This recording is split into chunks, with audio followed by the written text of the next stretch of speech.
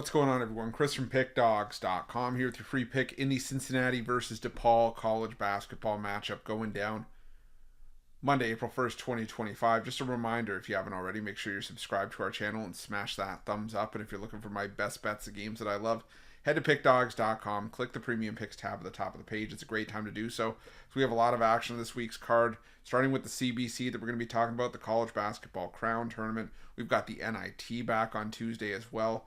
We've got NBA and NHL on the board and a full week of MLB action as well. So make sure that you jump on board. Remember to use the promo code PICK at checkout for 15% off your purchase. We've also got products for those who make big bets and for those with big bankrolls, those looking for more of a VIP experience, where you're going to get things like late alert plays closer to game time, where we're going to track line movement for you, try to get you the best possible number compared to the closing line. So if that sounds like something that you're interested in, text the number on the screen for more information, even if it's just to find out if it's right for you. But let's get to this one between Cincinnati and DePaul. Cincinnati out of the Big East, 18-15 on the year. Cincinnati out of the Big 12, 18-15 on the year. DePaul out of the Big East, 14-19 on the year.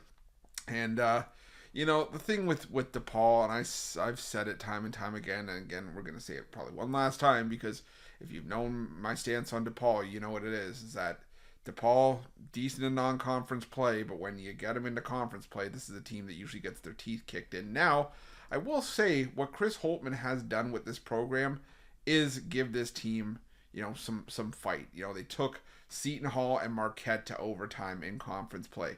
They beat Georgetown. They, took Creighton down to the wire. They battled there. They beat Providence and Georgetown twice more to close out the season. And they got a Big East Conference tournament win. Give them credit for that. And even took Creighton to double overtime in the conference tournament. But there's still also a lot of games where they got their butts kicked by, like, Villanova by 44, UConn by 13, Xavier by 14, Creighton by 24 in the first meeting. The list sort of just goes on and on and on. And, now you have DePaul on a neutral floor, for the first time this season outside of the conference tournament. And they didn't have a great strength of schedule in the non-con, 357th. In strength of schedule. And that's what happens when you play teams like Southern Indiana, Prairie View A&M, Mercer, Duquesne, Eastern Illinois, Northern Illinois, Valpo. And granted, they, like I said, they had some tough competition early on in the season, but the lone, top 100 team that they played in the non-conference portion of their schedule, Texas Tech, that was a 14-point win for the Red Raiders in that game. And now you take on a Cincinnati team that's still rock solid defensively as well. The problem is, though, I don't know if I want to lay 9.5 points with a Cincinnati team that usually plays defense-first basketball. I mean, there's just not a lot to be excited about with the Cincinnati offense. They don't get to the free throw line. They're bottom 5 nationally in free throw rate. Both these teams are top 75 in free throw rate allowed, including Cincinnati, who's top 15 in free throw rate allowed, so they don't give up any free throws. And the few opportunities that Cincinnati does get, they don't necessarily make good on them. They're shooting just 66.8% from the foul line this season. You take care of the basketball, and those turnovers may be the difference here for Cincinnati, but 9.5 feels like a lot with Cincinnati, but 9.5 doesn't necessarily feel like enough with DePaul. So rather than mess around on a side here, I think the better play is the under.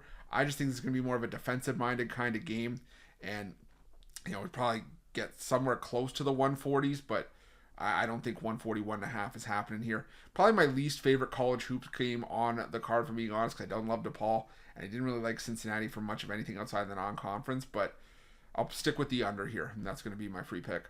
But just a reminder, if you haven't already, make sure you're subscribed to our channel and smash that thumbs up. And if you're looking for my best bets, you can find those at Pickdawgz Premium. While you're Pickdawgz, check out our betting tools. They're 100% free. They're the best betting tools in the business, and tools that you want to make sure that you have in your back pocket when you're making your best bets for the day's action. Thanks for watching. See you guys soon.